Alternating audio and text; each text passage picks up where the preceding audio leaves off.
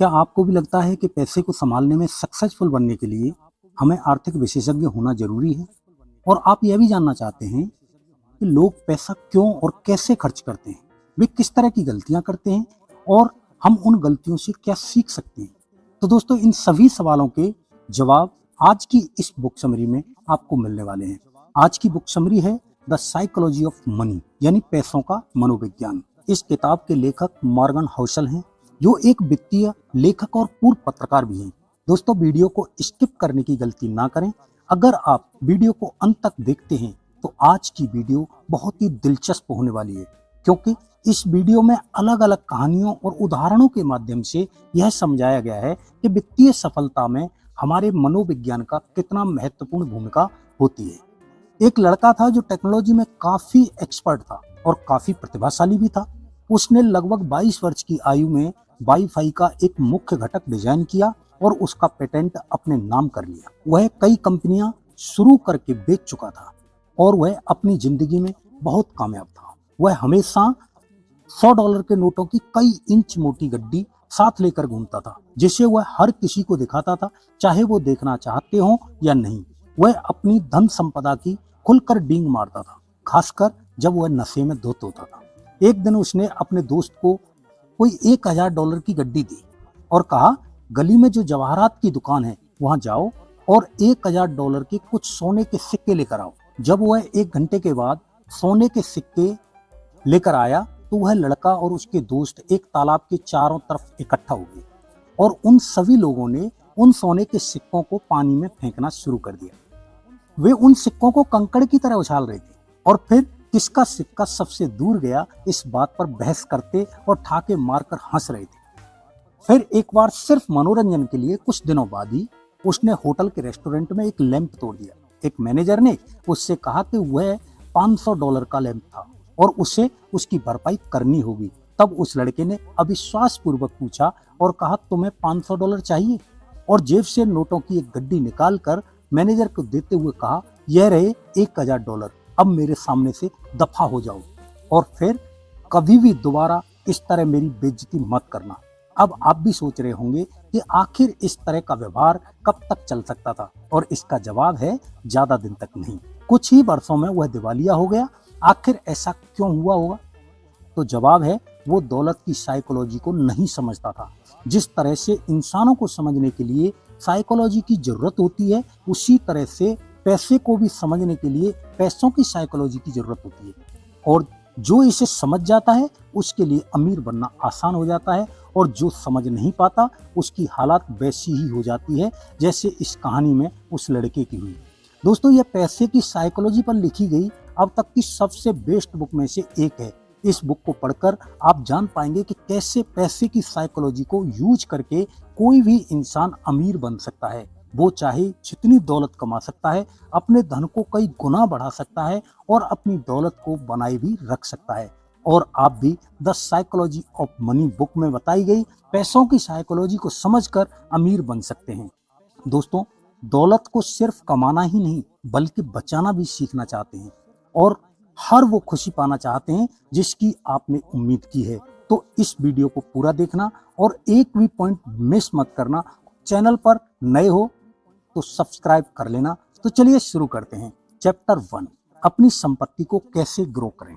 Warren Buffett ने अपनी संपत्ति कैसे निर्मित की, इस पर 2000 से भी अधिक किताबें लिखी जा चुकी हैं। उनमें से कई बेहतरीन हैं, लेकिन ऐसी बस कुछ ही हैं जो इस तथ्य पर पर्याप्त ध्यान देती हैं कि बफेट की संपत्ति सिर्फ उनके एक अच्छा निवेशक होने के कारण नहीं, बल्कि लगभग बचपन से ही अच्छा निवेशक होने के कारण है। ऑथर कहते हैं कि मेरे इस किताब को लिखने के समय वॉरेन बफेट की शुद्ध संपत्ति $84.5 बिलियन थी, जबकि उसमें से लगभग $81.5 बिलियन लगभग 65 साल की उम्र में आई। वॉरेन बफेट एक असाधारण निवेशक हैं, लेकिन अगर आप उनकी सारी सफलता को निवेश कौशल से जोड़ते हैं तो दोस्तों, उनकी सफलता की वास्तविक कुंजी यह है कि वे जीवन के लगातार 70 साल तक बाजार में निवेश करते रहे हैं। अगर उन्होंने 30 की उम्र में निवेश आरंभ किया होता और 60 की उम्र में सेवानिवृत्त हो गए होते तो शायद ही किसी ने उनका नाम कभी सुना होता। एक छोटे से विचार पर नजर डालते हैं। बफेट ने सिर्फ 13 वर्ष की उम्र से गंभीर रूप से निवेश शुरू कर दिया था और इसी कारण 30 की उम्र में पहुंचने तक उनकी शुद्ध संपत्ति $1 मिलियन थी।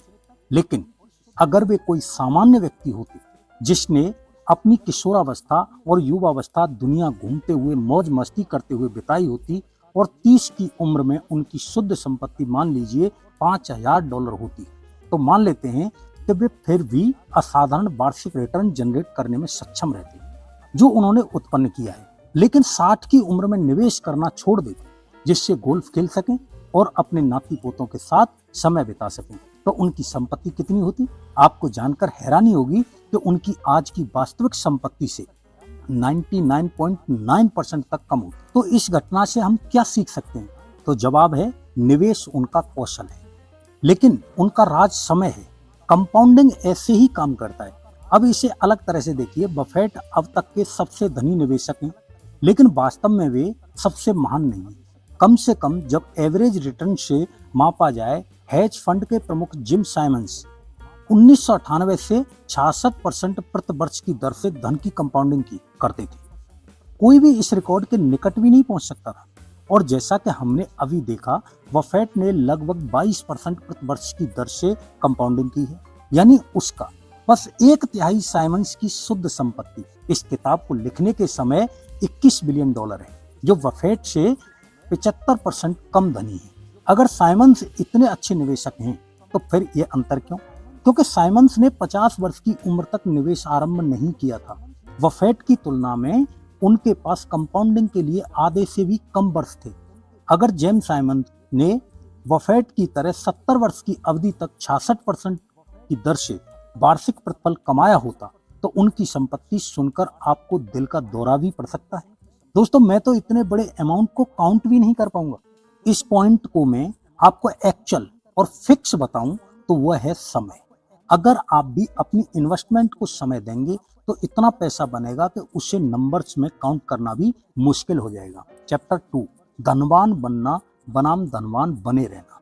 धनवान बनने के लाखों तरीके हैं और यह कैसे करना है इस पर अनेकों किताबें भी उपलब्ध हैं, लेकिन धनवान बने रहने का सिर्फ एक ही तरीका है और वो है थोड़ी मितव्यता, मतलब अपने खर्चों पर कंट्रोल रखना। आइए दो निवेशकों की एक छोटी कहानी के एक एग्जाम्पल के साथ समझते हैं। उनमें से दोनों ही एक दूसरे को नहीं जानते थे, लेकिन लगभग एक शताब्दी पहले उन दोनों के रास्ते आपस में दिलचस्प रूप से टकराए। जेसी लिवरमोर अपने समय के महानतम स्टॉक ट्रेडर थे। 1877 में वे ट्रेडर बन गए थे। 30 वर्ष की उम्र में उनकी संपत्ति $100 मिलियन थी। 1929 में जेसी लिवरमोर विश्व के सबसे जाने माने निवेशकों में से एक थे। 1929 के अक्टूबर महीने में स्टॉक मार्केट में इतनी बड़ी गिरावट हो गई कि स्टॉक मार्केट के 75% पैसे का सफाया हो गया और ट्रेडर रातों रात कंगाल हो गए। बहुत सारे ट्रेडर्स की आत्महत्या करने की खबरें टीवी पर आने लगी। जब जेसी लिवरमोर अपने घर पहुंचे तो उनकी पत्नी और मां दरवाजा खोलते ही जोर जोर से रोने लगी, क्योंकि उन्हें लग रहा था कि बाकी ट्रेडर्स की तरह जेसी लिवरमोर भी स्टॉक मार्केट गिरावट की वजह से कंगाल हो गए होंगे। लेकिन हुआ बिल्कुल इसके उल्टा। लिवरमोर ने अपनी पत्नी और मां को बताया कि आज उनके जीवन का सबसे अच्छा दिन था, क्योंकि आज उन्होंने मार्केट ऊपर जाने पर नहीं बल्कि मार्केट नीचे जाने पर दांव लगाया था। मतलब उन्होंने शॉर्ट किया था। जो लोग स्टॉक मार्केट में ट्रेडिंग करते हैं उनको पता होगा कि शॉर्ट करने पर मार्केट जितना नीचे जाता है ट्रेडर का मुनाफा उतना ही बढ़ता जाता है। इसलिए मार्केट जितना ज्यादा नीचे गिर रहा था उतना ही ज्यादा लिवरमोर का मुनाफा भी बढ़ रहा था। उन्होंने अपने परिवार को बताया कि आज हम शानदार ढंग से अमीर हो गए हैं और जो भी चाहें वह कर सकते हैं। आज मैंने स्टॉक मार्केट से $3 बिलियन से भी अधिक की कमाई की है। $3 बिलियन अगर इंडियन रुपीज में इसे कन्वर्ट करें तो यह रकम होगी 250 अरब 24 करोड़ 48 लाख 50 हजार रुपए। दोस्तों, स्टॉक मार्केट के इतिहास के सबसे खराब महीने में वे विश्व के सबसे धनवान लोगों में से एक बन गए थे। लेकिन सिर्फ 4 साल बाद इस कहानी में यू टर्न आ गया। 1929 की सफलता के बाद लिवरमोर ने अधिक आत्मविश्वास से और बड़े से बड़े निवेश किए। यह उनके सर से ऊपर चला गया। और वे कर्ज में डूब गए और अंततः स्टॉक मार्केट में सब कुछ गंवा बैठे। और एक जमाने में दुनिया के सबसे धनी आदमियों में से एक बनने वाले लिवरमोर ने दिवालिया और शर्मिंदा होकर अंत में आत्महत्या कर ली। अब एक बात यहाँ पर ध्यान से सुनना, ऐसा क्यों हुआ? क्योंकि वे धनवान बनने में बहुत अच्छे थे, लेकिन धनवान बने रहने में उतने ही खराब थे। इस घटना से हम क्या सीख सकते हैं? धन प्राप्त करना और प्राप्त किए हुए धन को बनाए रखना दो अलग अलग कौशल हैं। धन प्राप्त करने के लिए रिस्क लेना, बड़े बड़े जोखिम उठाना, आशावादी होना और डेयरिंग के साथ आगे बढ़ना आवश्यक है, क्योंकि उस समय आपके पास गंवाने के लिए कुछ नहीं होता है। लेकिन एक बार जब आप बड़े बड़े जोखिम उठाकर, आशावादी बनकर और डेयरिंग के साथ आगे बढ़कर धन कमा लेते हैं और अमीर बन जाते हैं, तो अमीर बने रहने के लिए आपको इसका ठीक उल्टा करना पड़ता है। मतलब बड़े बड़े जोखिम उठाने के बजाय आपको संभल कर खेलना पड़ेगा। डेयरिंग के साथ आगे बढ़ने के बजाय आपको एक एक कदम फूंक फूंक कर रखना होगा। इसके लिए विनम्रता और इस डर की आवश्यकता है कि जो आपको मिला है वह उतनी ही जल्दी आपसे छिन भी सकता है। अगर आसान भाषा में बताऊं तो आपको लालच नहीं करना चाहिए, क्योंकि जैसा आपने बचपन से ही बहुत सी कहानियों में सुना होगा कि लालच बुरी बला है, और यही अमीर बने रहने का सबसे बड़ा मंत्र है।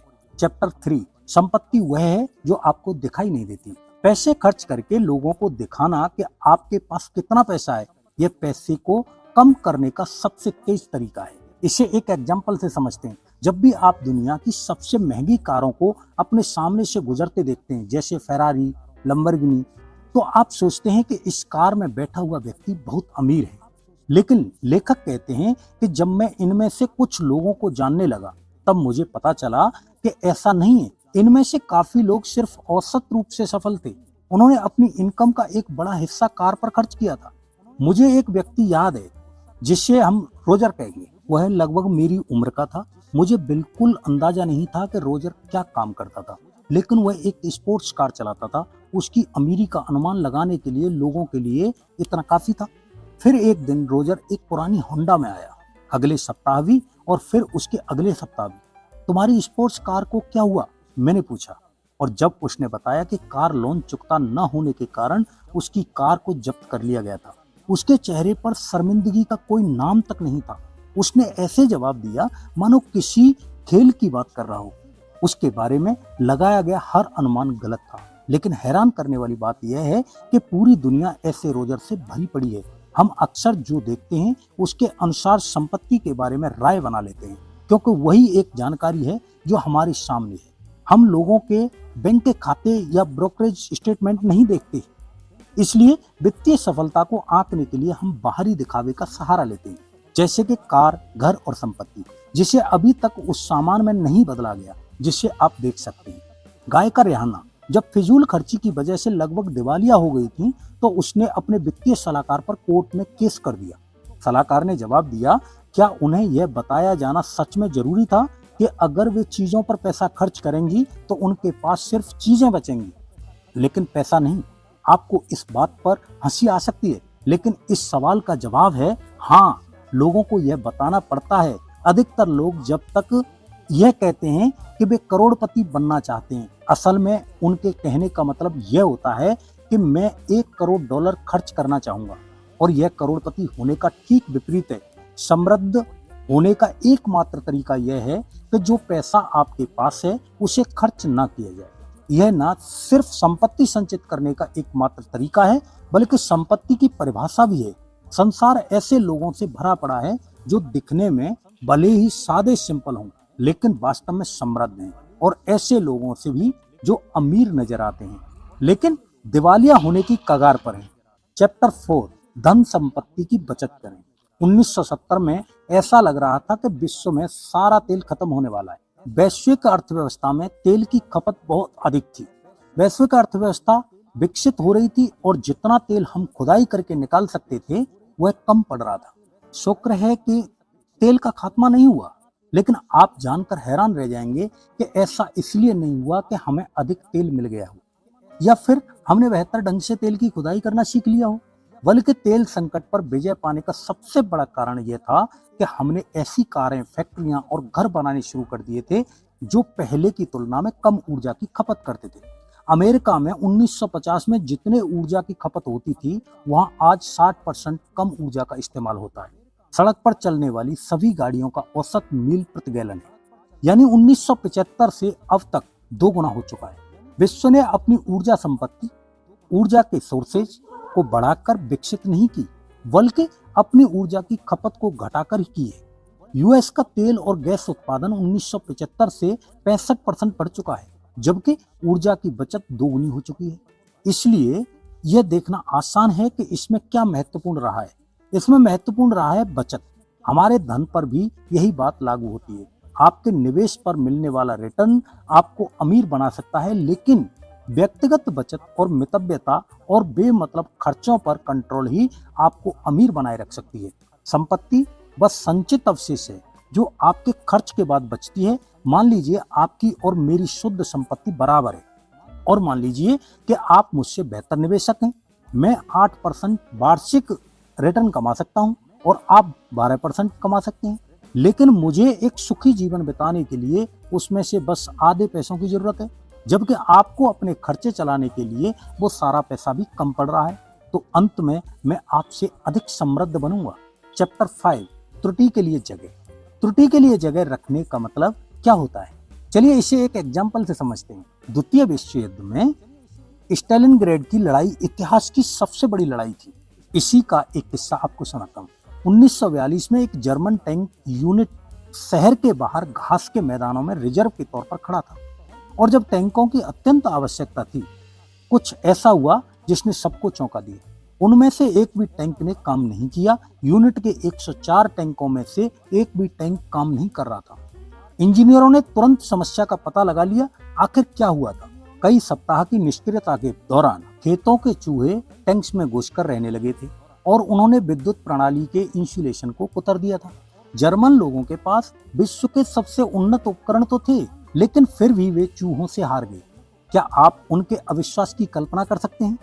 यह शायद कभी उनके जहन में भी नहीं आया होगा।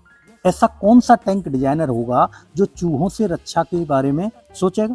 कोई तर्कसंगत व्यक्ति तो नहीं, और खासकर वह जिसने टैंकों का इतिहास पढ़ा हो।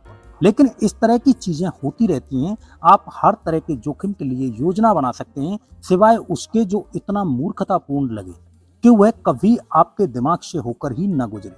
और इस तरह की मूर्खतापूर्ण चीजों ही सबसे अधिक हानि पहुंचा सकती हैं, क्योंकि जितना आप सोचते हैं वे उससे कहीं अधिक बार होती हैं, और आप नहीं समझ पाते हैं कि उनका सामना कैसे किया जाए। इस तरह के अज्ञात जोखिमों से बचना असंभव है, जिसकी आप कल्पना नहीं कर सकते हैं। इसलिए ऐसे अज्ञात जोखिमों के लिए तैयार रहने में ही समझदारी है। तो इस पूरे पॉइंट का उत्तर मैं आपको अगर सिर्फ एक लाइन में दूं तो वह है, वास्तव में हर योजना का सबसे महत्वपूर्ण भाग तब के लिए योजना बनाना है जब आपकी योजना काम ना करे। चैप्टर 6, कार में बैठे आदमी का विरोधाभास। कोई भी आपकी संपत्ति से इतना प्रभावित नहीं है जितना आप खुद हैं। मेरा हमेशा का सपना था कि मेरे पास भी सबसे महंगी कार हो, क्योंकि यह दूसरों को बहुत दृढ़ता से संकेत करता है कि आप वहां पहुंच चुके हैं, आप होशियार हैं, आप अमीर हैं, आपकी रुचि गजब की है, आप महत्वपूर्ण हैं। विडंबना यह है कि मैं शायद ही कभी उन्हें देखता था। चालकों को जब आप कोई अच्छी कार चलाते देखते हैं तो शायद ही कभी आप सोचते हो कि वाह, जो गाड़ी चला रहा है कितना गजब है, बल्कि आप सोचते हैं वाह, अगर वह कार मेरे पास भी होती तो लोग मुझे कितना गजब समझते, चाहे यह अवचेतन मन में हो या नहीं हो। लोग ऐसे ही सोचते हैं। यहाँ एक विरोधाभास है। लोग संपत्ति रखते हैं जिससे वे औरों को जता सकें कि उन्हें पसंद किया जाए और उनकी प्रशंसा की जाए, लेकिन वास्तविकता में वे लोग अक्सर आपकी प्रशंसा करने से चूक जाते हैं।